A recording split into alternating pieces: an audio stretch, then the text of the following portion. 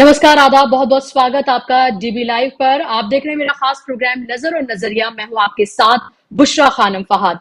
सत्ता जब अहंकारी हो जाती है तो वो खुद अपने पतन की कहानी लिख देती है। जब सत्ता में प्रचंड बहुमत नेता के हाथ में लग जाता है तो उसे कहीं ना कहीं अपने अजेय होने का गुमान हो उठता है। इसी आत्मविश्वास या इसी गुरूर, इसी अहंकार में वो खुद कुछ ऐसे फैसले ले लेता है जो अपने पतन की कहानी खुद ही लिख देता है। जी हाँ, आपने देखा होगा कि बीजेपी में नरेंद्र मोदी के अलावा और कोई चेहरा नहीं है। चाहे वो स्टेट इलेक्शन हो या फिर लोकसभा इलेक्शन, यहां तक कि निकाय चुनाव भी उन्हीं के नाम पर ही लड़े जाते हैं। लेकिन जब हार होती है तो उसकी जिम्मेदारी वहां के स्टेट के लीडर की होती है। अगर जीत हो तो उसका सेहरा जो है वो नरेंद्र मोदी के सर पर बांध दिया जाता है। कर्नाटका में आपने देखा कि किस तरह से उनके नाम पर ही चुनाव लड़ा गया, लेकिन जब हार हुई तो कैसे ठीकरा स्टेट के जो लीडर्स हैं उनके पर फोड़ दिया गया। अब आप ये देख रहे हैं कि राजस्थान में वसुंधरा राजे से बड़ी कोई लीडर नहीं है बीजेपी की। और अब वसुंधरा राजे को तमाम जो कमेटी है, चुनाव प्रचार से लेकर घोषणा पत्र से लेकर सबसे उनको अलग कर दिया गया है। आपने देखा है कि शिवराज सिंह चौहान जब नरेंद्र मोदी के साथ स्टेज भी शेयर करते हैं, फोटो भी खिंचवाते हैं, आपने अक्सर देखा होगा कि वो नरेंद्र मोदी जो हैं उनके साथ स्टेज पर असहज ही महसूस करते हैं। यहां तक कि आई कांटेक्ट भी एक दूसरे का नहीं होता है। छत्तीसगढ़ की अगर मैं बात करूं तो छत्तीसगढ़ में आपने देखा होगा सिंह एक बड़ा चेहरा बीजेपी का, उनका नाम तक सुनाई नहीं देता है। उन्हें इस तरीके से साइडलाइन कर दिया गया है। इस पर डिटेल से हम बात करेंगे। लेकिन उस सब के बीच कांग्रेस की अगर मैं यहां पर बात करती हूं तो कांग्रेस लगातार चुनाव की तैयारियों में जुटी हुई है। जब से इंडिया गठबंधन बना है, राहुल गांधी भारत जोड़ो यात्रा से लौट कर आए, लगातार जो संवाद कर रहे हैं, एक नई कांग्रेस, एक जोश में भरी कांग्रेस जो है वो नजर आ रही है। 18 स्टेट की जो है इलेक्शन की जो है वो मीटिंग जो है अब तक हो चुकी है। इसके अलावा कुछ बदलाव भी कांग्रेस की तरफ से किए गए हैं। कांग्रेस ने 5 बार के विधायक और 2 बार वाराणसी से नरेंद्र मोदी के खिलाफ चुनाव लड़ चुके अजय राय को कांग्रेस यूपी की कमान संभाली है और उन्हें यूपी कांग्रेस का अध्यक्ष बनाया गया है। वो भूमिहार हैं और इससे पहले जो कमान थी वो बृजलाल हैं, उनके पास एक दलित चेहरा माने जाते हैं। और इसके अलावा लगातार हम ये देख रहे हैं कि कांग्रेस की तरफ से जो मीटिंग्स हैं चुनाव को लेकर उसका लगातार दौर जारी है। अलग अलग मीटिंग्स अलग अलग स्टेट्स को लेकर की जा रही हैं। और इस सब के बीच कांग्रेस की तरफ से एक सर्वे भी कराया गया है और उस इंटरनल सर्वे में ये कहा गया है कि महाविकास अघाड़ी जो है उसको अकेले अपने दम पर 40 से 45 सीटें महाराष्ट्र में मिल सकती हैं। ये जो है वो दावा किया गया है इंटरनल सर्वे जो कराया गया है कांग्रेस की तरफ से उसमें। तो एक ये सर्वे है, दूसरा चैनल्स जो सर्वे करा रहे हैं वो भी आपके सामने हैं। तो कांग्रेस इंटरनल सर्वे करा रही है, इसके साथ साथ अपने चेहरे जो हैं अलग अलग स्टेट में वो बदल रही है। इसके अलावा नए चेहरों को कमान दी जा रही है। स्टेट्स की अलग अलग इलेक्शन की जो है कमेटियों की मीटिंग चल रही है। राहुल गांधी फिलहाल लद्दाख में है, वैसे तो 2 दिन के दौरे पे थे, लेकिन अब मालूम चल रहा है कि वो शायद 25 तारीख तक वहां पर रहने वाले हैं। ये तो तमाम डेवलपमेंट लगातार तेजी से हो रहे हैं, तेजी से जो है राजनीतिक ये तमाम डेवलपमेंट्स आपके सामने हैं। लेकिन इस सबके बीच सवाल ये भी उठ रहा है कि आखिर वसुंधरा राजे को इस तरह से साइडलाइन क्यों किया गया है। चुनाव प्रबंधन जिसमें 21 मेंबर हैं, घोषणा पत्र में 25 मेंबर हैं जो टीम बनाई गई है, लेकिन उसमें किसी में भी वसुंधरा राजे का कोई नामो निशान नहीं है और कोई उनके अलावा इतना बड़ा चेहरा नहीं है बीजेपी के पास जिसे ये कहा जा सके कि अगर नहीं वसुंधरा राजे नहीं तो फिर ये चेहरा। तो क्या बीजेपी अपनी पटकथा खुद लिख रही है? और बीजेपी के अपने पूरे इतिहास में अभी तक ऐसा नहीं हुआ कि इलेक्शन से इतने दिन पहले जो कैंडिडेट की लिस्ट है वो जारी कर दी जाए। छत्तीसगढ़ और मध्य प्रदेश में कैंडिडेट की पहली लिस्ट जो है बीजेपी ने जारी कर दी है और मध्य प्रदेश में 18 सीटें वो बताई जा रही हैं जहां से भारत जोड़ो यात्रा का जो काफिला है राहुल गांधी का वो वहां से होकर गुजरा था। तो ये क्या ये समझा जाए कि ये एक तरह से एक बौखलाहट है बीजेपी की, या फिर एक हार का डर जो है उसको सता रहा है? सियासी जमीन उसकी खिसक रही है। खासतौर पे इन 3 हिंदी भाषी जो स्टेट हैं जिसमें इसी साल चुनाव होने के बारे में बात करें, क्योंकि छत्तीसगढ़ की बात करें तो वहां पर भूपेश बघेल एक बड़ा चेहरा, एक बड़ा नाम, कमलनाथ मध्य प्रदेश में एक बड़ा नाम, राजस्थान में भी आप ये देखिए कि तीनों एक ऐसे स्टेट हैं जहां पर कांग्रेस के पास उनके बड़े नेता मौजूद हैं। 2 स्टेट में उनकी गवर्नमेंट है। मध्य प्रदेश में पिछली बार सरकार बना ली थी कांग्रेस ने, लेकिन किस तरह से साम दाम दंड भेद की सियासत करने वाली बीजेपी ने एक तरह से वो सत्ता उनसे छीन ली थी, वो भी सबके सामने है।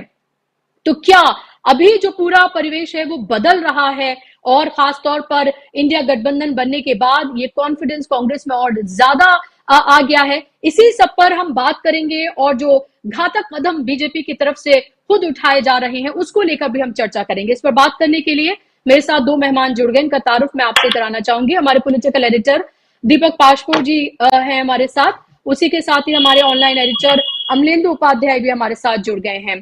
दीपक जी, शुरुआत मैं आपसे करना चाहूंगी। सबसे पहले कांग्रेस की मैं बात करना चाहूंगी। कांग्रेस ने अभी बदलाव किया है यूपी में। मैंने आपको बताया किस तरह से अजय राय को जो है कमान दी है। 18 स्टेट्स की अब तक उनकी मीटिंग हो चुकी है इलेक्शन को लेकर, और इंटरनल सर्वेज जो हैं वो कराए जा रहे हैं, और उसमें खासतौर पर महाराष्ट्र की बात करी, उसमें जीत का दावा, एक तरफा जीत का दावा किया जा रहा है लोकसभा इलेक्शन को लेकर। तो ये आपको लग रहा है ये फिलहाल जिस तरह से जोश से भरी हुई कांग्रेस नजर आ रही है, ये उसका कॉन्फिडेंस है?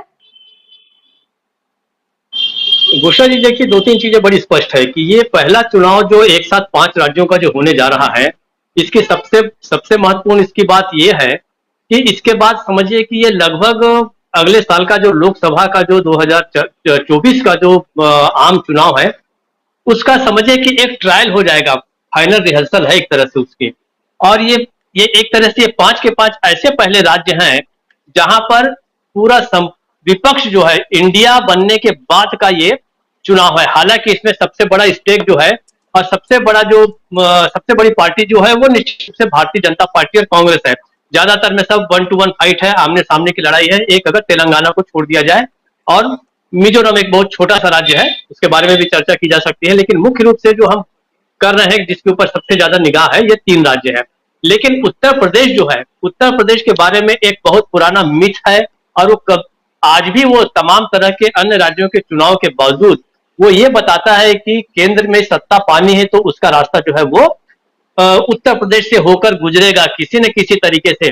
सबसे ज्यादा लोकसभा की सीट देने वाला वो राज्य है। उसके बाद तमाम तरह के भारतीय जनता पार्टी की अपनी वो सबसे बड़ी प्रयोगशाला है। अगर हम कहें उसकी बाकी छोटी छोटी प्रयोगशालाएं दूसरी जगह कार्यरत है, तो उसकी मुख्य जो प्रयोगशाला है वो तो निश्चित रूप से उत्तर प्रदेश है, जहां पर सारे इश्यूज को एक बार परखा जाता है, देखा जाता है, समाज के अंदर फेंका जाता है। और एक जो राजनीतिक विमर्श है वो जो है वो उत्तर प्रदेश से बनकर तैयार होता है, उसके बाद उसको फिर बाकी देश भर में फैलाया जाता है। वहां पर इस समय कांग्रेस जो है, देखिए पिछले कुछ समय से ऐसे आप कहें तो बहुत अच्छा परफॉर्म नहीं कर सकी है, लेकिन इसके बावजूद उत्तर प्रदेश की महत्ता किसी भी कीमत पर कोई भी राजनीतिक दल जो है वो कम करके नहीं आ सकता। और आपको चाहे सीट मिले या न मिले, आपको अगर भारतीय राजनीति में रहना है कायदे से, ताकत के साथ, और आगे अपनी प्रासंगिकता भी बनाए रखनी, तो उत्तर प्रदेश को बहुत ही अच्छे से आपको लड़ना पड़ेगा। और अब कुछ समय से उत्तर प्रदेश का महत्व इसलिए भी बढ़ गया है कि वहीं पर जो है लोकसभा की सीट है प्रधानमंत्री मोदी जी की, और वहीं पर सबसे बड़े तीसरे नंबर के जो संभावित प्रधानमंत्री के उम्मीदवार करके जिनको कहा जाता है, हमारे बाबा योगी आदित्यनाथ जी को, वो भी वहीं पर है। तो दोनों के बीच क्या कोई अंदरूनी लड़ाई अगर होती है, अगर होगी, और कहा भी जाता है कि हो भी सकती है, ये मैं तीनों संभावना जो है वो व्यक्त कर रहा हूं, तो उसका ट्रायल का जो कोर्ट है वो भी समझिए कि आप उत्तर प्रदेश ही रहेगा, राजनीतिक ट्रायल कोर्ट इन लोगों के बीच का। तो वहां पर कांग्रेस को अपनी खोई हुई जमीन जो है वो वापस पानी ही होगी, हर हालत में पानी होगी। और इस समय राहुल गांधी एक नए अवतार में है। राहुल गांधी के जो गांधी परिवार की अल्टीमेटली जो जमीन है वो कौन सी है, वो उत्तर प्रदेश ही है। वहीं की जो फूलपुर हो, चाहे अमेठी हो, चाहे रायबरेली हो, यही जो मुख्य रूप से जो जमीन है, यही जो लोकसभा के क्षेत्र है, उन्होंने ही गांधी परिवार को बनाया है। तो मुझे ऐसा लगता है कि ये जो अभी इस समय जो फेरबदल किया गया है वो बहुत निश्चित रूप से सोच समझकर किया गया होगा। कांग्रेस को सभी वर्गों को साथ लेके चलना होगा। इस समय उनके अध्यक्ष देखिए एक दलित नेता हैं। उसके अलावा उनके बहुत सारे राज्यों में सवर्ण नेता भी हैं। आप हिमाचल प्रदेश में चले जाइए या और दूसरे राज्यों में जाइए, फिर ओबीसी को भी है। तो एक तरह से सभी वर्गों को ये साधने की कोशिश है, साथ ही साथ भारतीय राजनीति में केंद्र में आने में, सेंट्रल स्टेज को पाने के लिए जो है वो किया जा रहा है। तीसरी बात, महाराष्ट्र में का महत्व ये है कि देखना ये है कि वो, आपको पता है कि इस महीने के अंत में वहां पर इंडिया की जो है वो तीसरी बड़ी बैठक होने जा रही है, जिसके बाद ऐसा कहा जा रहा है कि सब कुछ जो स्टेज है वो सेट हो जाएगा 2024 के चुनावों के लिए। तो वहां पर महाविकास आघाड़ी जो है वो किस तरीके से भारतीय जनता पार्टी की उस अनैतिक राजनीति को परास्त करती है, नहीं करती, वहां के लोग क्या कहते हैं। लेकिन कहा यह जा रहा है और एक तरह से रिपोर्ट भी आ रही है कि वहां पे बहुत अच्छा रिस्पॉन्स जो है उद्धव ठाकरे को, उद्धव ठाकरे के प्रति लोगों की सहानुभूति हो गई है। जिस तरीके से उनसे सत्ता छीनी गई, तो उसके बाद शरद पवार अपना जोर दिखा रहे हैं। अजीत पवार के चले जाने के बाद, इनके साथ देवेंद्र फडणवीस के पास जाने के बाद ऐसा कहा जा रहा था कि एनडीए में इसमें फूट पड़ गई है इंडिया में, और एनडीए में जा सकते हैं शरद पवार। लेकिन शरद पवार ने अब जब ये क्लियर कर दिया कि मैं कहीं नहीं जा रहा हूं और यहीं पर है, और उन्होंने एक वाक्य कहा है जिसके साथ मैं खत्म करना चाहता हूं। उन्होंने कहा था कि नरेंद्र का जो नतीजा है वो देवेंद्र के रूप में होगा। तो निश्चित रूप से ऐसा लगता है महाविकास आघाड़ी में अलग तरह के प्रयोग महाराष्ट्र में हो रहे हैं, उत्तर प्रदेश का महत्व है, और अगले दौर में जब हम आएंगे तो छत्तीसगढ़ और बाकी राज्यों पे हम और चर्चा कर देंगे। बुशरा जी। जी जी। इसी से जुड़ा एक और सवाल है मेरा दीपक जी कि अगर हम बात करते हैं यहाँ पर अजय राय की, जिनको कांग्रेस में अब उनको कमान संभाली गई है उन्होंने, और हमें नहीं भूलना चाहिए कि 2 बार वो नरेंद्र मोदी के खिलाफ लड़े थे वाराणसी से। हालांकि सबके सामने है कि उन्हें हार का सामना करना पड़ा, लेकिन 5 बार के वो एमएलए भी रह चुके हैं। तो उनका कद कितना बड़ा है ये भी देखा जा सकता है। उनको चेहरा बनाना, वो एक भूमिहार हैं, और इससे पहले जिनके पास कमान थी वो बृजलाल खबरी हैं, जो कि एक दलित चेहरा थे। तो क्या उनको कमान देकर एक तरह से क्या दूसरे राज्यों में भी कुछ कह सकते हैं कि सिर्फ वो उत्तर प्रदेश तक महदूद हैं और जगहों पर और स्टेट में संख्या है जी जाए? जी जी, मैंने जैसे पहले कहा कि अब कांग्रेस के लिए बहुत आवश्यक हो गया है कि वो सभी वर्गों को लगातार साधे, क्योंकि 2024 के पहले पहले उनको अपनी एक बड़ी जमीन तैयार की करनी है। उसका एक कारण ये भी है कि इंडिया जो बना है, तो इंडिया में आपको कुछ न कुछ सीटें एडजस्ट करके दूसरों को भी देनी पड़ेगी। तो आपकी जगह क्या रहेगी, आपके पास कितना स्टेक रहेगा, ये सारा आपको तौलना होगा। ऐसे में हो सकता है कि उनको अपनी कुछ जो सीटें हैं अगर देनी पड़ गई, तो जितनी भी सीटें पर वो लड़ते हैं उन सीटों पर उनकी जीत जो है मुकम्मल होनी चाहिए, बिल्कुल पुख्ता होनी चाहिए। तो उसकी तैयारियों के रूप में मुझे ऐसा लग रहा है कि ओवरहॉलिंग की जा रही है उत्तर प्रदेश में, और ये निश्चित रूप से एक अच्छा कदम है कि वो देख परख रहे हैं कि अलग अलग वर्गों को साधने की ये कोशिश है। तो अजय राय जो है, निश्चित रूप देखिए, कोई भी उस समय प्रधानमंत्री के सामने वाराणसी में लड़ता तो शायद वो जीतना लगभग असंभव होता है। लेकिन कुछ लड़ाइयां जो होती हैं वो प्रतीक के रूप में होती हैं, वो ऐसा नहीं कि वो हार जीत के ही लिए होती हैं। बहुत सारे हम पुराने चुनाव देखते हैं तो बहुत सारे पुराने चुनाव में लोगों को मालूम रहता है कि हम इनके सामने जाएंगे तो हारेंगे, लेकिन लोग लड़ते रहे हैं। तो एक तरह से प्रधानमंत्री मोदी को वहां पर अजय राय ने जो चुनौती दी थी, वो चुनौती जो है प्रतीकात्मक भी अधिक थी। हालांकि मैं इसमें मुझे ऐसा लग रहा है कि अब कुछ बातें इस समय जो कही जा रही हैं कि भाई वाराणसी से प्रियंका गांधी को लड़ाना चाहिए, तो उसका क्या होगा हम नहीं जानते। अभी देखिए, लोगों की डिमांड भी देखनी पड़ेगी, वहां का कैडर क्या बोलता है, वहां का नेतृत्व क्या बोलता है।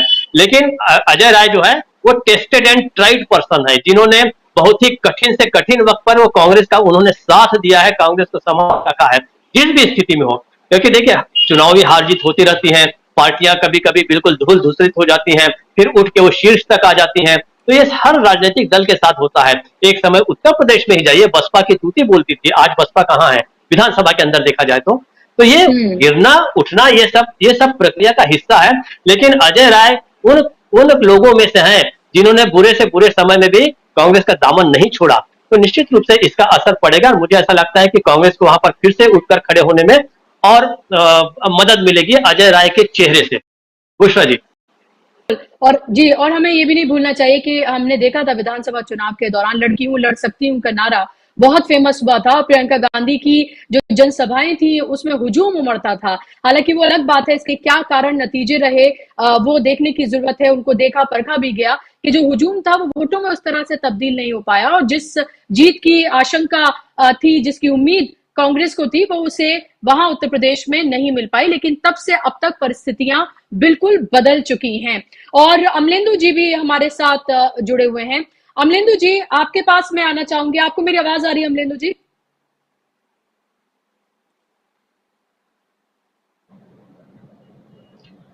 जी आ रही मुझे आपकी जी आवाज। जी। अमलेंदु जी, अगर हम भारतीय जनता पार्टी को देखते हैं तो लग रहा है कि सारे चुनाव जो हैं वो सिर्फ और सिर्फ मोदी जी के चेहरे पर लड़े जाएंगे। यहां तक कि निकाय चुनाव में भी हमने देखा है कि उनके चेहरे का इस्तेमाल किया जाता है।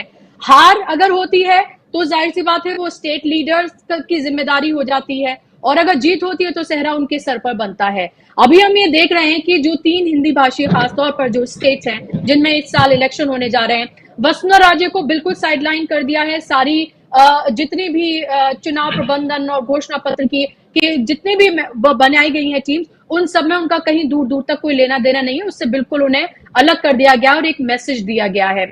अगर आप मध्य प्रदेश की बात करते हैं तो शिवराज सिंह चौहान अपने दम पर टिके हुए हैं, और वो वाहिद नेता हैं जो नरेंद्र मोदी से ज्यादा बार जो है वो चीफ मिनिस्टर चुने गए हैं। तो शायद ये भी एक कसक जो है शायद नरेंद्र मोदी को लगती है। और हमेशा हमने देखा है कि स्टेज जब भी वो दोनों शेयर करते हैं, एक असहज नजर आते हैं प्रधानमंत्री, यहां तक कि आई कांटेक्ट भी एक दूसरे से करते हुए नजर नहीं आते हैं। वहीं छत्तीसगढ़ की बात करें तो रमन सिंह, उनको पूरी तरीके से साइडलाइन कर दिया गया है, वो कहीं नजर भी नहीं आते हैं। ये बड़े चेहरे हैं भारतीय जनता पार्टी के, जिनका स्टेट में अपना रसूख है, लेकिन उनको साइडलाइन कर देना। और अब लग रहा है कि इस बार ये चुनाव ये तय किया जा रहा है कि सिर्फ और सिर्फ नरेंद्र मोदी के चेहरे पर ही लड़ा जाएगा। तो इसे अहंकार कहें, अति आत्मविश्वास कहें, क्या कहेंगे आप इसको?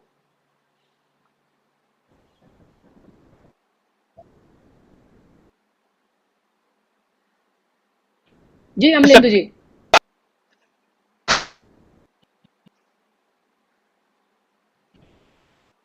लगता है अमलेंदु जी से संपर्क नहीं हो पा रहा है। दीपक जी, आपसे सेम सवाल मैं आप ही से करना चाहूंगी, आप इसका जवाब देना चाहेंगे? देखिए, जी जी, देखिए लोकतंत्र जो है वो एक तरह से आप कहिए तो ये एक शेयर करने वाली चीजें हैं। आप सब कुछ अगर राजतंत्र की तरह या किसी डिक्टेटरशिप की तरह अगर आप ये सोचेंगे कि हर जगह केवल आप ही हो, हर जगह आपका ही नाम जाए, आपकी ही फोटो हो, और मोदी में हम जानते हैं कि इस तरह की प्रवृत्ति है कि वो अपने अलावा किसी को भी सामने नहीं आने देते।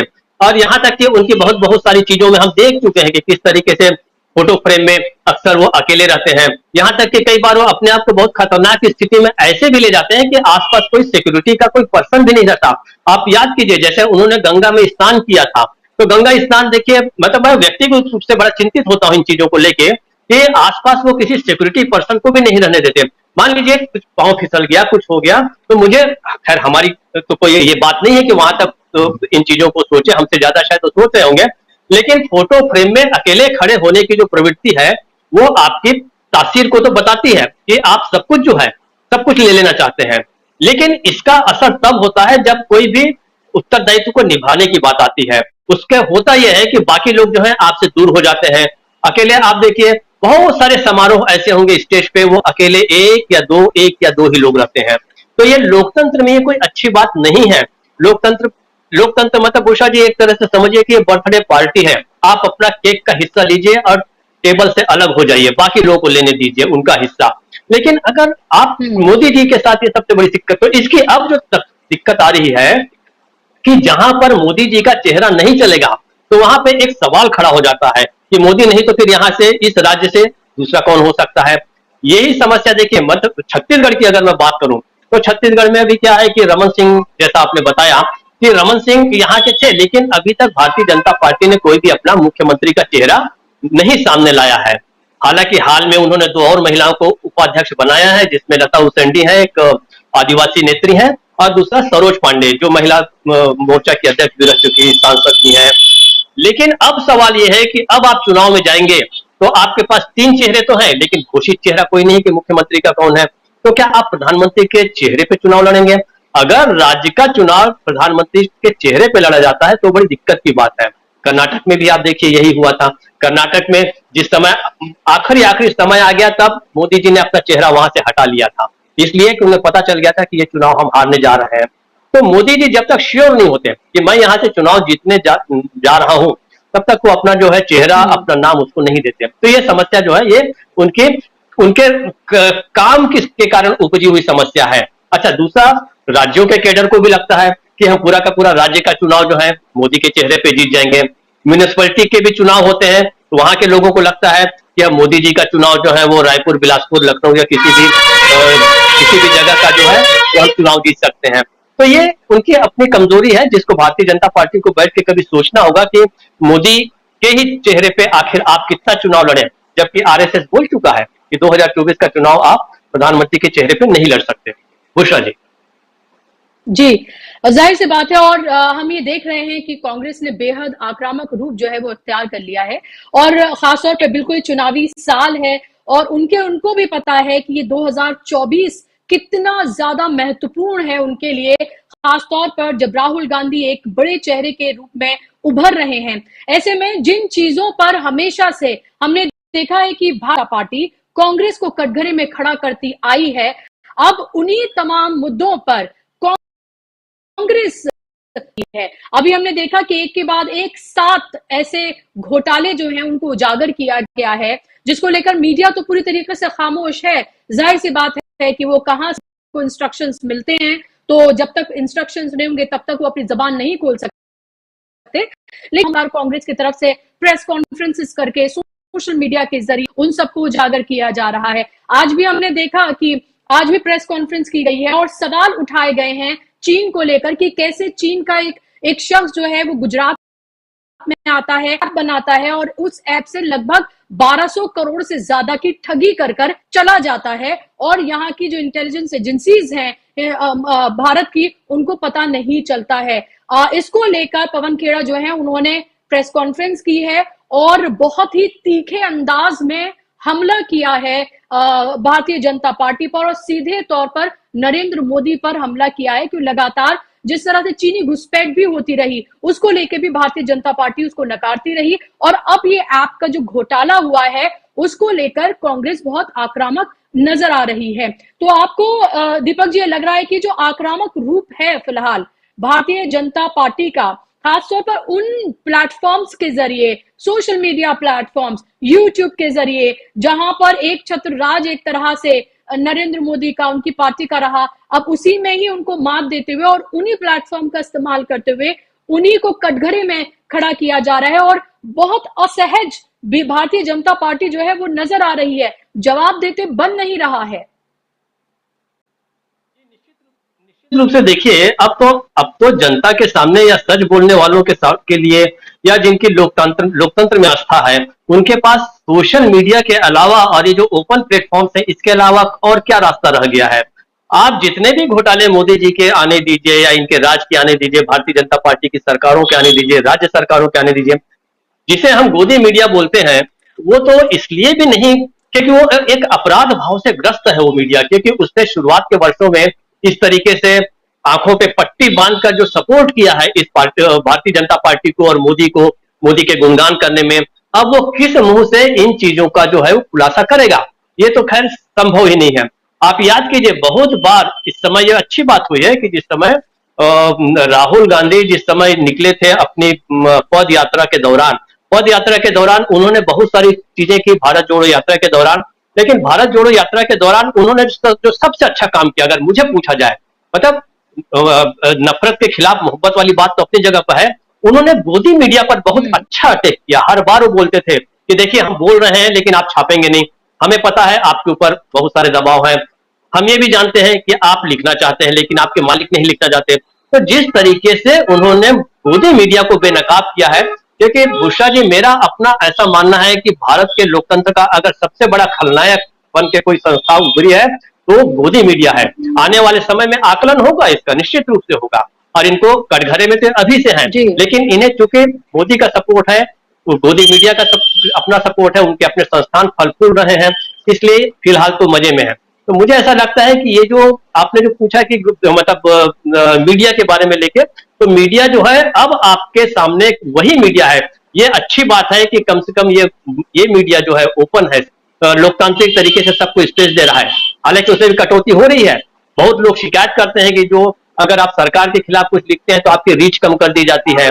फिर ट्विटर के एक छोड़े हुए सीईओ ने साफ कहा था कि भारत सरकार ने हमसे कहा था कि हमारे खिलाफ जो है मैसेजेस नहीं जाने चाहिए वगैरह वगैरह। ये हम जानते हैं किस तरीके से मीडिया को दबाने की कोशिश जो है मोदी सरकार ने की है। लेकिन अब जो है यही मीडिया है जो मोदी सरकार के खिलाफ जो है वो वातावरण बना रहा है, और इसकी पराजय का कारण जो है ओपन प्लेटफॉर्म्स जो है, सोशल मीडिया जो है, इस पर जो है मोदी के खिलाफ जो वातावरण बन रहा है वही उनके पराजय का कारण भी बन सकता है। बुशरा जी। जी जी, अमलेंदु जी से एक बार फिर से मैं संपर्क करने की कोशिश करती हूँ। अमलेंदु जी, आपसे मैं सवाल पूछना चाहूंगी, अगर आप तक मेरी आवाज पहुंच रही है। फिलहाल जिस तरह से पहली लिस्ट जो जारी की गई है भारतीय जनता पार्टी की तरफ से, उसके इतिहास में पहली बार हो रहा होगा कि इतने दिन पहले लिस्ट जारी कर दी जाए छत्तीसगढ़ और मध्य प्रदेश को लेकर, और जिस तरह के बदलाव किए जा रहे हैं और जिस तरह से बड़े चेहरे जो है उनके राज्यों के, उनको साइडलाइन किया जा रहा है, आखिर क्या मैसेज देने की कोशिश की जा रही है बीजेपी की तरफ से?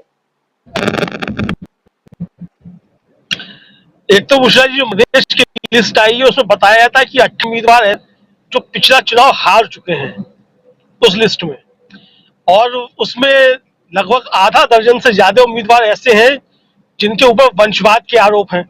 कांग्रेस ने आरोप लगाया है कि ये वंशवादी है, और बाकायदा बताया है कि कौन किसका बेटा है, कौन किसकी पत्नी है, कौन किसका क्या है, ये बताया है। तो जो आरोप जो है भारतीय जनता पार्टी अभी तक लगाती रहती थी कांग्रेस के ऊपर, वंशवाद तो वहां खुल करके सामने आ गया मध्य प्रदेश में भी। इस तरीके से छत्तीसगढ़ में दीपक जी ज्यादा अच्छे से बताएंगे, शायद भूपेश बघेल के खिलाफ जो उनके भतीजे को चुनाव मैदान में उतारा गया है। तो अब इसका मतलब ये साफ जाहिर पड़ता है कि भारतीय जनता पार्टी के पास अब कायदे के उम्मीदवार बचे नहीं है। ये पहली लिस्ट जो उनकी जारी हुई है मध्य प्रदेश छत्तीसगढ़ की, उससे एक तरीके से साफ जाहिर पड़ता है। अब जिस तरीके से वसुंधरा राजे को या डॉक्टर रमन सिंह को किनारे लगाने की कोशिशें की गई हैं, और सुना जाता है कि वहां मध्य प्रदेश में शिवराज सिंह को भी किनारे लगाने की कोशिशें की जा रही हैं। तो असल में पुष्टा जी, मसला ये है कि देखिए, प्रधानमंत्री नरेंद्र मोदी जो हैं वो जब पहली बार मुख्यमंत्री बने तो वो पहली बार मुख्यमंत्री ही बने थे, उससे पहले वो जो थे सभासद भी नहीं बने थे। तो यानी नरेंद्र मोदी आज जो बनने से पहले कोई चुनावी कहा जाए अब जो है वो नहीं था। तो प्रधानमंत्री नरेंद्र मोदी एक्सीडेंटल जो है थे, प्राइम मिनिस्टर का और के लिए जा रहा था, gentle chief minister ex minister जो है वो नरेंद्र मोदी ही है। तो इसलिए मोदी जी को असल में कोई भी राजनीतिक व्यक्ति पसंद नहीं आता है। असली जड़ जो है वो सारे मसले की ये है। इसलिए आप देखिए कि केंद्रीय मंत्रिमंडल में भी किस तरीके से जो वरिष्ठ भारतीय जनता पार्टी के नेता थे तमाम, उनको साइडलाइन किया जा रहा है, उनके ऊपर तरजीह किनको दी जा रही है जो नए बिल्कुल लोग हैं जिनको कोई ज्ञान नहीं है किसी भी तरीके का, खासतौर से विधायी प्रक्रिया जो है उसका कोई ज्ञान नहीं है, ऐसे वो तरजीह दी जा रही है। सिर्फ केवल एक जो है योग्यता देखी जा रही है कि वो ट्रोल करना जानते हैं कि नहीं जानते हैं। तो अगर आप अच्छे ट्रोलिंग है तो आपको ट्रोल मंत्री का तुरंत आपको प्रभार मिल जाता है वहां जाकर के। इसी तरीके से अविश्वास प्रस्ताव में आपने देखा कि वरिष्ठ नेता भारतीय जनता पार्टी के जो थे उनको बोलने का मौका नहीं दिया गया, और बहुत जूनियर किस्म के लोग जो थे वहां अविश्वास प्रस्ताव पर बोले। तो असल में ये प्रधानमंत्री नरेंद्र मोदी की अंदर की जो कमजोरी है ये उसका प्रस्फुटन हो रहा है। इसलिए वसुंधरा राजे सिंधिया को किनारे किया जा रहा है, डॉक्टर रमन सिंह को किनारे किया जा रहा है, शिवराज सिंह चौहान को भी किनारे किया जा रहा है। मुझे ऐसा लगता है कि शायद भारतीय जनता पार्टी जो है वो ये सोच रही है कि अगर मान लीजिए 2024 में कोई ऐसी परिस्थितियां बनती हैं कि दूसरे लोगों को साथ लेकर के कोई सरकार बनाने की कोशिश की जाए, तो नरेंद्र मोदी के नाम पे कोई भी दूसरा दल जो है वो साथ देने के लिए तैयार नहीं होगा। यहाँ तक कि जो अभी तक उनके साथ समझे जाते हैं बीजू जनता दल और वाईआरसीपी जो है, वो भी प्रधानमंत्री नरेंद्र मोदी के चेहरे के साथ जो है वो एनडीए में शामिल होना किसी भी हाल में नहीं चाहेंगे। तो ये प्रधानमंत्री नरेंद्र मोदी का डर जो है सामने निकल करके आ रहा है। इसलिए जो भी लोग जो एक कहा जाए कि थोड़े गंभीर हो सकते हैं, वो चाहे राजनाथ सिंह हो, चाहे वसुंधरा राजे हो, चाहे शिवराज सिंह हो, मतलब जनाधार वाला नेता जो है थोड़ा पार्टी के अंदर है, तो उसे एक कर दिया जाए ताकि प्रधानमंत्री नरेंद्र मोदी के अलावा दूसरे व्यक्ति जो आगे बढ़ने नहीं पाए और कोई भी उनके लिए चुनौती ना बनने पाए। मुझे लगता है कि प्रधानमंत्री नरेंद्र मोदी के सामने जो चुनौती 2024 में है, वो चुनाव जीतना तो है ही, किस तरीके से भारतीय जनता पार्टी चुनाव जीते, और सबसे बड़ी चुनौती उनको अपने अंदर से, बाहर से चुनौतियां तो है ही, है उससे तो निपटना चाहेंगे जिस तरीके से आएंगे।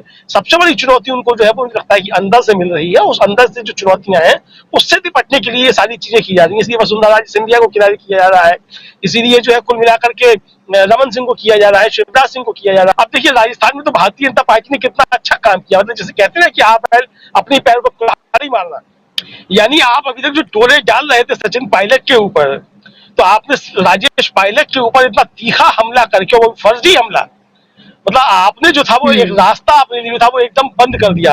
अब जिस तरीके से अशोक गहलोत जो है वो सचिन पायलट के साथ इस मसले पर खड़े हुए, तो वहां एकजुटता हो गई दोनों के बीच में अच्छे तरीके से। अब वहां कांग्रेस पूरी मजबूती के साथ चुनाव में लड़ेगी और वसुंधरा राजे सिंधिया को आपने किनारे कर दिया। अब आप वहां प्रमोट किसको कर रहे हैं? अर्जुन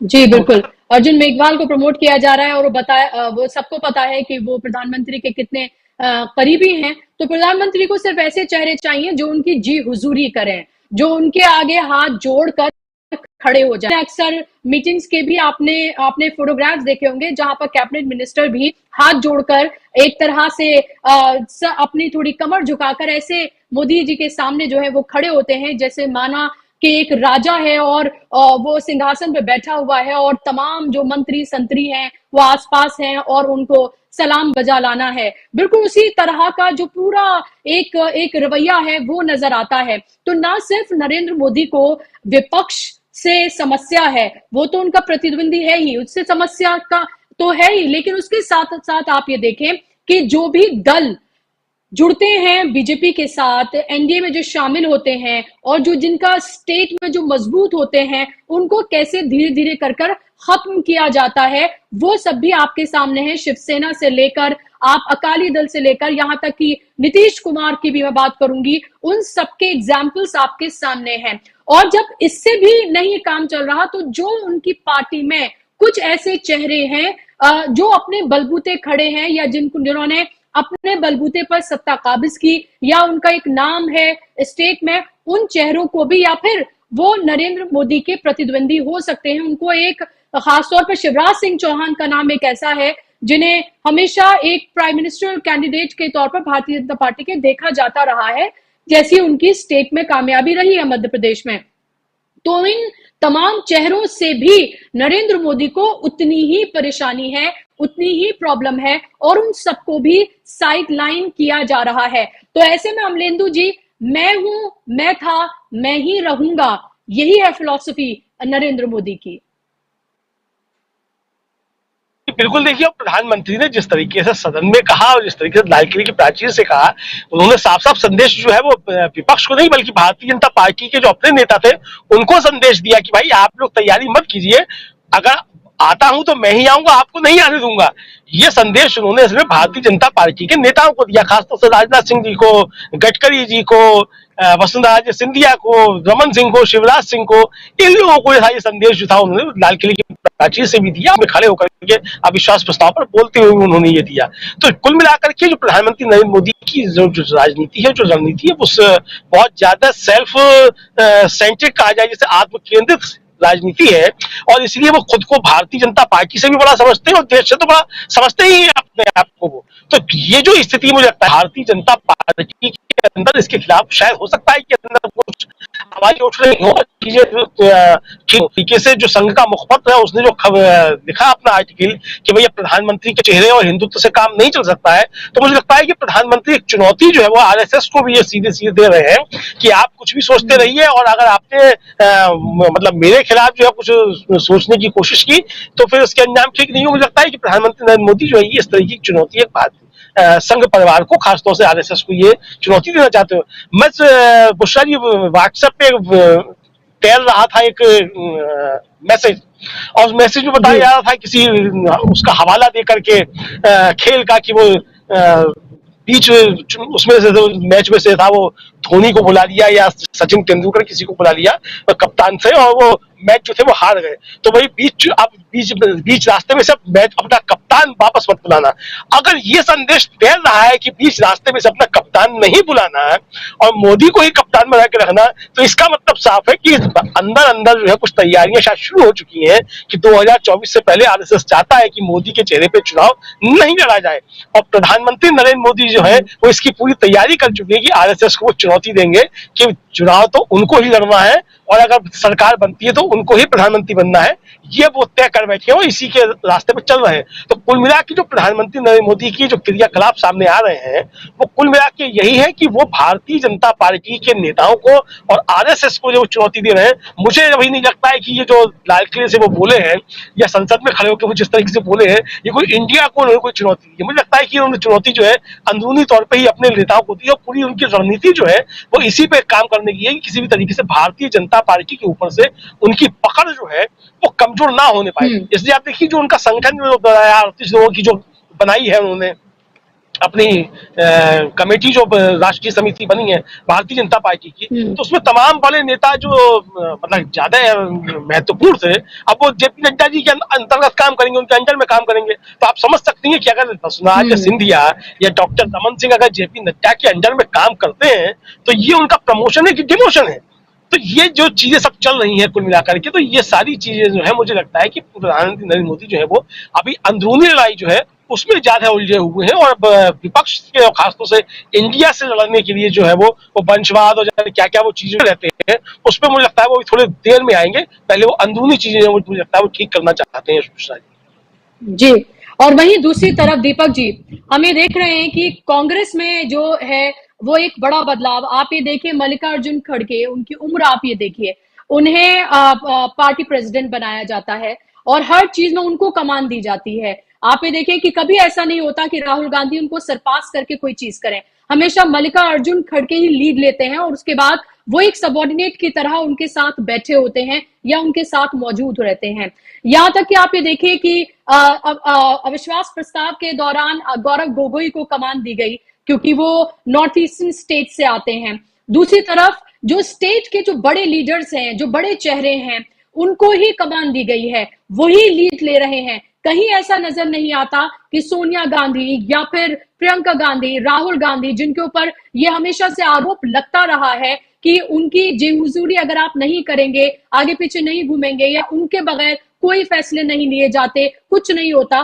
फिलहाल ऐसा लग रहा है जो स्टेट के लीडर्स है उन्हें उतनी अहमियत दी जा रही है कि they are the ones who are actually deciding for everything. At least चेहरे से तो ऐसा ही नजर आता है और भारतीय जनता पार्टी में बिल्कुल उलट नजर आता है। बस दो ही चेहरे हैं, या तो नरेंद्र मोदी या फिर अमित शाह।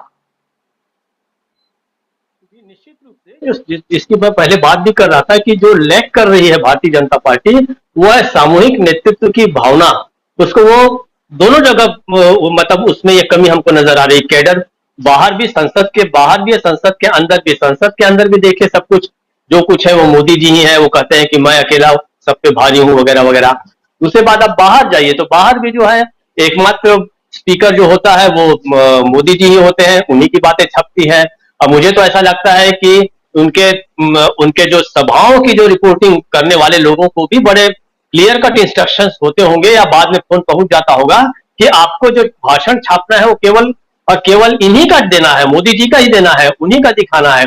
इससे देखिए पुरानी जो परंपरा थी 5, 8, 10 साल पहले की ही मैं बात कर रहा हूँ, बहुत पुरानी भी परंपरा नहीं, जिससे मैं ऐसी कोई भी बड़ी सभा होती थी तो बड़ी सभा में हम बाकायदे बाकी नेताओं के भी भाषण छापा करते थे। याद कीजिए आप, जैसे मान लीजिए कोई बहुत बड़ी सभा है तो उसमें मान लीजिए मोदी ने क्या कहा, फिर अमित शाह ने क्या किया, फिर यहां तक कि ये भी डाला जाता था। मतलब मैं तो एक परंपरागत पत्रकारिता से आया हुआ हूं कि कार्यक्रम का संचालन किसने किया और कार्यक्रम में धन्यवाद ज्ञापन किसने किया ये भी छापा जाता था। लेकिन अभी वो परंपरा ही खत्म हो गई है। मोदी के बाद अगला कोई वक्ता अगर अमित शाह हुए तो अमित शाह के बारे में 2-4 लाइनें छप जाएगी, वरना 99% जो शेयर है पूरे न्यूज का वो अकेले मोदी जी के हाथ में रहता है। दूसरी तरफ जो कांग्रेस की जो बात है उसमें मैं एक चीज जरूर कहना चाहूंगा, इसमें कोई शक नहीं कि जो राहुल गांधी है वो एक ड्राइविंग फोर्स है। उन्होंने पूरे पार्टी को ट्रांसफॉर्म कर दिया 1 साल के अंदर अंदर। आप इसका इतिहास जो है, उनके ट्रांसफॉर्मेशन का इतिहास जो है या गैल्वेनाइजेशन का जो इतिहास है समझिए पिछला 1 साल का है। 7 सितंबर को जो यात्रा शुरू हुई थी उससे लेकर आज की तारीख पे हम जहां पर खड़े हैं वहां तक कांग्रेस जो है बहुत बदल गई है। उस बदलाव के अंदर जो उनकी अपनी जो ताकत है वो तो है ही। मल्लिकार्जुन खड़गे को अध्यक्ष बनाया गया, उसके बाद जो लोगों का ये आरोप खत्म हो गया है कि यह पार्टी जो है रिमोट कंट्रोल से चलती है, नेहरू परिवार और गांधी परिवार से, वो आरोप भी खत्म हो गया। क्योंकि हम हर जगह देख रहे हैं किस तरीके से आप मतलब अगर कुछ विजुअल्स को देखें तो राहुल गांधी कई बार तो उनका हाथ पकड़ के उनको स्टेज पर चढ़ाते हुए दिख रहे हैं, उनके बैठने के बाद बैठ रहे हैं। ये माइनर ऑब्जर्वेशन है, कोई करे तो ठीक है, कोई करे न करे तो भी ठीक है। लेकिन जो सामूहिक इसमें देखिए एक और बहुत बड़ी भूमिका जो निभा रहे हैं वो हमको ध्यान रखना चाहिए, वो है इनके जो ट्रोल आर्मी को काउंटर करने के लिए एक जो इनका अपना जो कांग्रेस का जो एक पूरा का पूरा जबरदस्त एक फोर्स तैयार हुई है, तुरंत काउंटर करती है, उनके गलत वीडियोस के बारे में फैक्ट चेक करके बता देती है। यहां तक कि जैसे विवेकानंद के मूर्ति के सामने वो नहीं गए, राहुल गांधी पर आरोप लगाया गया, आधे घंटे में उसको पेश कर दिया गया। उसके बाद कहा जैसे अभी संसद में जब राहुल गांधी मणिपुर की स्थिति के बारे में बोल रहे थे तो उन्होंने 2 महिलाओं का जिक्र किया, किसी ने कहा कि ये झूठ है। आधे घंटे के अंदर 1 घंटे के अंदर पूरे सभी जगह सोशल मीडिया पे वो वाले जो वीडियो हैं वो भी है। मुझे ऐसा लगता है कि कुछ वीडियो जानबूझ के बहुत ही होशियारी के साथ इनका जो पब्लिसिटी या जो प्रचार का जो तंत्र है, प्रचार की जो व्यवस्था है, उनकी जो टीम है वो बचा के रखती है। वो जानती है कि इस मामले को लेकर कुछ न कुछ बीजेपी या उसके ट्रोल आर्मी कुछ न कुछ कह सकती है। उसके बाद उनको बीजेपी को इसके देखिए इस फ्रंट पे भी हमेशा मुंह की खानी पड़ रही है, तो उनका योगदान भी नहीं भूला जाना चाहिए। और मुझे लगता है ये कहीं न कहीं रेखांकित होगा कि किस तरीके से बहुत जबरदस्त पैसे को लेके सत्ता के दबाव में जिस मीडिया का इस्तेमाल मोदी ने किया उसको सच के द्वारा, सत्य के द्वारा किस तरीके से पराजित किया गया, ये भी बहुत ही दिलचस्प है देखना बुशरा जी। बिल्कुल। और राहुल गांधी हमेशा हमारे दो की बात करते रहे हैं, यानी कि अमित शाह, नरेंद्र मोदी और उसके बाद अडानी अंबानी की बात उन्होंने हमेशा से उठाई है। और अब साफ तौर पर ये जाहिर है, ये कोई ढकी छुपी बात नहीं है कि भारतीय जनता पार्टी में अभी फिलहाल किसकी तूती बोलती है। यहां तक कि अभी लग रहा है कि जो संगठन है भारतीय जनता पार्टी का और आरएसएस की हम बात करें कि उनके पकड़ से भी दरअसल ये आगे का मामला हो गया है। और बार बार अमलेंदु जी ऐसा लगता है कि आरएसएस जो है वो भी कहीं ना कहीं से परेशान है, क्योंकि वो चाहती है कि उनकी छत्र छाया में हो सब कुछ जो भी हो। लेकिन फिलहाल ये लग रहा है कि खासतौर पर नरेंद्र मोदी एक ऐसा चेहरा हो गए हैं कि उनको ये लगता है कि जो कुछ है वो सिर्फ मेरे बलबूते है और कुछ नहीं है। और इसी इल्हाम में और शायद इसी अति आत्मविश्वास में वो तमाम इस तरह के कदम उठा रहे हैं। लेकिन उसके इतर में ये भी आपसे जानना चाहूंगी कि जो फिलहाल कांग्रेस की तैयारियां आपको दिख रही हैं, जो लगातार मीटिंग्स का दौर हो रहा है, जो संगठन में परिवर्तन हो रहे हैं, स्टेट का जो संगठन है उसमें जो परिवर्तन हो रहे हैं, और लगातार हम ये देख रहे हैं कि मीटिंग्स पे मीटिंग्स का दौर हो रहा है। हर चीज पर जो भी चीज होती है उस पर एक तरह से एक बहुत ही आक्रामक रूप में भारतीय जनता कांग्रेस जो है वो नजर आती है, जवाब देती हुई नजर आती है, एक तत्परता नजर आ रही है। क्या आपको लग रहा है कि ये आने वाले इलेक्शन के लिए जो पूरी तैयारियां हैं ये कांग्रेस के लिए बहुत फायदेमंद साबित हो सकती हैं अगर यही मोमेंटो बना रहता है तो? निश्चित तौर पे बुशरा जी, ये मोमेंटो अगर बना रहता है तो कांग्रेस को अच्छी बढ़त मिल सकती है। और देखिए जिस तरीके से उन्होंने चेंज किया, खासतौर से उत्तर प्रदेश में जिस तरीके से उन्होंने अपना अध्यक्ष बदला है, क्योंकि जो ब्रजलाल खाबरी थे वो कोई जाना पहचाना नाम भी नहीं थे और वो एक समीकरण के तहत उनको बना दिया गया था। कुछ असल में बच्चे हैं जो अति उत्साही हैं, उनकी सुझाव के साथ लगता है उनको बना दिया गया था, लेकिन वो जमीनी स्थिति जो थी वो खाबरी जी को नहीं मालूम। अब जो अजय राय को बनाया गया है, अजय राय देखिए 5 बार की विधायक तो है ही, और वो सबसे पहली बार जो विधायक बने थे वो उन ऊदल को हरा करके बने थे। जो ऊदल जो थे 9 बार उस सीट से, पिंजरा सीट है उससे रोज वो जीतते रहे थे, तो उनको हरा करके जो थे अजय राय विधायक बने थे। तो ये जो स्थिति है तो मुझे लगता है कि कांग्रेस जिस तरीके से चल रही है तो उस पर उसकी स्थिति ठीक ठाक है और आने वाले समय में जो है वो अच्छा काम जो है इसमें कांग्रेस कर सकती है। और सोशल मीडिया पे तो खासतौर से जो काफी ज्यादा इस पे चुनौती जो है वो दे ही रही है कांग्रेस, एक तरीके से देखा जाए तो। और अब देखते हैं कि तैयारियां तो है, मुझे लगता है दोनों तरफ से तैयारियां शुरू हो गई हैं। कांग्रेस की भी अपनी तैयारियां है, भारतीय जनता पार्टी की भी अपनी तैयारियां हैं, तैयारियां सबकी हैं। अब कौन जीतता है कौन हारता है वो समय आने वाला समय तय करेगा। बिल्कुल। और ये जो फैसले लिए जा रहे हैं, सीट बंटवारा जिस तरह से हो रहा है, टिकट जिस तरह से बांटे जा रहे हैं, जिस तरह से हम ये देख रहे हैं भारतीय जनता पार्टी कुछ आत्मघाती एक तरह से कदम जो उठा रही है, उससे लग रहा है कि शायद कांग्रेस की जो थोड़ी बहुत मुश्किलें हैं वो वैसे ही आसान होती नजर आ रही है। और वैसे भी इन 3 राज्यों में मध्य प्रदेश, छत्तीसगढ़ और राजस्थान की बात करूं तो वहां पर पहले से ही बहुत मजबूत है कांग्रेस, और उसका संगठन बहुत मजबूत है। वहां जो चेहरे हैं उनकी बहुत पकड़ है, उन्होंने वहां पर काम किया है और उस तरह से कोई एंटी इनकम्बेंसी नहीं है उनके खिलाफ। और मध्य प्रदेश में कमलनाथ जो हैं वो दूसरी तरीके की सियासत भी करते हुए वहां पर नजर आते हैं, जिसको अमूमन हम दूसरे राज्यों में या दूसरे लीडर्स जो कांग्रेस के हैं उनको करते हुए नहीं देखते हैं। उसको लेकर कुछ क्वेश्चंस भी उठते हैं, लेकिन वो किस मसलियत के तहत की जाते हैं ये एक अपना सवाल का विषय है। बहुत बहुत शुक्रिया आप दोनों लोगों का इस प्रोग्राम का हिस्सा बनने के लिए। आप तमाम दर्शकों का भी बहुत बहुत शुक्रिया इस प्रोग्राम का हिस्सा बनने के। तो जाहिर सी बात है कि जो भारतीय जनता पार्टी है वो लग ऐसा रहा है कि मोदी जी खुद अपने पतन की जो है पटकथा लिख रहे हैं। जिस तरह से कदम उठाए जा रहे हैं, जिस तरह से दिखाया जा रहा है कि सिर्फ वो है और उनके चेहरे पर ही चाहे विधानसभा के चुनाव हो या फिर लोकसभा के चुनाव हो वो लड़े जाएंगे। आपने उनका अति आत्मविश्वास लाल किले की प्राचीर पर 15 अगस्त पर जब उन्होंने तकरीर दी थी तब भी आपने देखा था, और उसके साथ ही आपने उनका अहंकार जब उन्होंने पार्लियामेंट में नो कॉन्फिडेंस मोशन के दौरान जब वो वहां पर बोले थे, उन्होंने अपनी अपनी बात को रखा था, तब भी आपने देखा था कि किस तरह से 2024, 2028 में 2047 और फिर 1000 साल की बात उनकी तरफ से की गई थी। तो ये अति आत्मविश्वास ही है, और ये अहंकार जो है कभी ना कभी जो है वो पतन का रास्ता भी बन जाता है। और उसके साथ साथ जो एक तरह से एब्सोल्यूट मेजॉरिटी जब किसी के हाथ में, नेता के हाथ में लगती है तो उसे अहंकार हो चलता है कि वो अजय है और उसे कोई हरा नहीं सकता। और फिलहाल ऐसी ही कुछ तस्वीर भारतीय जनता पार्टी से बनती हुई नजर आ रही है। अभी जो विधानसभा के चुनाव होने जा रहे हैं 5 राज्यों में इस साल, उससे बहुत कुछ क्लियर हो जाएगा कि 2024 में आखिर देश में क्या राजनीतिक हालात बनने जा रहे हैं। और अभी फिलहाल जिस तरह से भारतीय जनता पार्टी की बौखलाहट नजर आ रही है, जो उसका अटैक जो किया जा रहा है लगातार इंडिया गठबंधन को लेकर, राहुल गांधी को लेकर, सोनिया गांधी परिवार को लेकर, गांधी परिवार को लेकर, और उसके साथ साथ जो जिस तरह की फेक न्यूज फैक्ट्री जो है वो चलाई गई है, फेक न्यूज जो फैलाई जाती है, झूठ बोला जाता है पार्लियामेंट के अंदर से। और इसके अलावा भी आपने देखा होगा एम्स दरभंगा को लेकर, और उसके बाद अब उस पर तो मीम्स तक बनने लगे हैं। अब लग रहा है कि कांग्रेस ने इन तमाम सालों में ये बहुत अच्छे से सीख लिया है कि किस तरह से उसी की जबान में अब भारतीय जनता पार्टी को जवाब देना है, और उसी रूप में फिलहाल नजर भी आ रही है कांग्रेस। और इसी से भारतीय जनता पार्टी, उनका पूरा आईटी सेल जिन्होंने खड़ा किया था, वो उनका संगठन हर कोई असहज महसूस हो रहा है। तो इसी के साथ आज के कार्यक्रम में बस इतना ही। फिर से होगी आपसे मुलाकात। आप डीबी लाइव पर खबरों का सिलसिला जारी है, बने रहिए, देखते रहिए। नमस्कार।